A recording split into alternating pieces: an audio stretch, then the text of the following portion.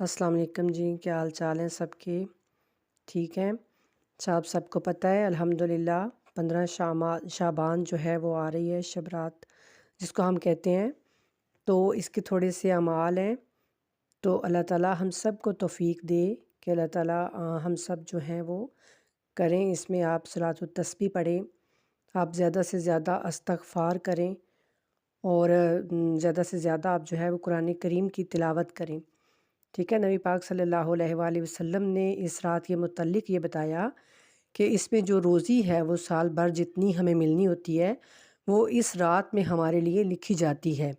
ٹھیک ہے، حج پر اگر کسی نے جانا ہوتا ہے تو وہ اس رات کو وہ ہے اس کے نام لکھے جاتے ہیں حج کے جانے کے لیے، اور ملائکہ اس رات میں جو ہے وہ اترتے ہیں آسمان سے زمین پر۔